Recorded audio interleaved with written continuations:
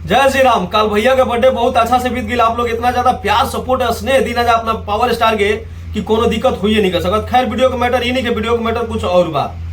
वैसे आप लोग के बता दी कि कल भैया के बर्थडे के पार्टी के वीडियो हम अपना चैनल पे भी अपलोड कर रहे हैं, जहाँ उनका अम्मा आई पूरा परिवार आई, बड़े बड़े लोग आई रहे और भैया के बर्थडे विश किलस। और ऐसे कुछ लोग ना आ पाइल तो डिजिटल प्लेटफॉर्म के माध्यम से जैसे इंस्टाग्राम और फेसबुक से भी भैया के बर्थडे विश किले बा।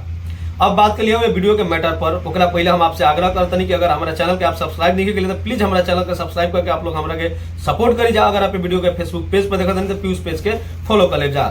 आज से कुछ समय पहले बॉलीवुड के बड़े बड़े सिंगर स्टार जेकर नाम जेकर गाना जहिया आवे तो नेशनल मीडिया में खबर बन जाए, जैसे हनी सिंह, बादशाह, बड़े बड़े सिंगर स्टार रहे लोग, उनकर गाना एक दिन में 20-20 मिलियन, 25 मिलियन, 40 मिलियन तक जाए।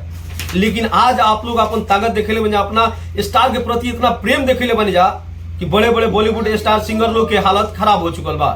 आज उनकर गाना पर 5 मिलियन 10 मिलियन व्यूज तक नहीं खे आवत एड लगेला के बाद। बाकी आप लोग ऐसे ही अपने भाषा के प्रेम, अपना भाषा के प्रति प्रेम दिखाई जा, अपने स्टार के सपोर्ट करी जा। और हर गाना बहुत बड़ा बात बा कि पवन सिंह के जोन गाना होता एक नंबर पर ट्रेंड कर लगा था। म्यूजिक सेक्शन होके चाहे मेन पेज होके चाहे ग्लोबल होके, वहां ग्लोबल तक जाता थे पवन सिंह के गाना के। ये बहुत बड़ा बात बा, बहुत अच्छा बात बा अपना भाषा खतीरा।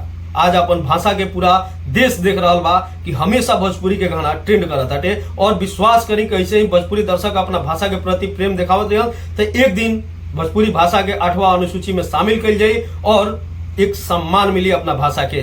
बाकी स्टार कोनो होकस, प्यार आपके सब पे बरसे के चाहिए, बस अच्छा काम के प्रति बरसे के चाहिए।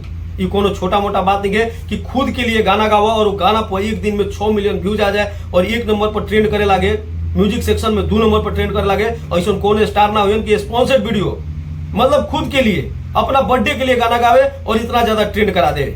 इस सिर्फ भोजपुरी के पावर स्टार ही करा सकत रहन, इस सिर्फ भोजपुरी के दर्शक ही करा सकत रहन, बाकी कोनो दर्शक नहीं करा सकत। और बहुत जल्द शाहरुख खान के गाना जो म्यूजिक सेक्शन पे 1 नंबर पर ट्रेंड करा था उनका उठा के फेंके वाला बड़न। भैया आप लोग खाली सपोर्ट बनेले रह जा। और आपके गाना कैसा लागल बा हमारा कमेंट बॉक्स में जरूर बताइए। अगर आप बर्थडे पार्टी के वीडियो देखे से चूक गए बनी तो हमारा चैनल पर भैया के बर्थडे पार्टी के वीडियो बा, आप जाके देख सकत नहीं। अगर आप देख ले बनी तो आपके कितना मजा आइल बा भैया के बर्थडे सेलिब्रेशन देख के हमारा कमेंट बॉक्स में जरूर बताइए जा।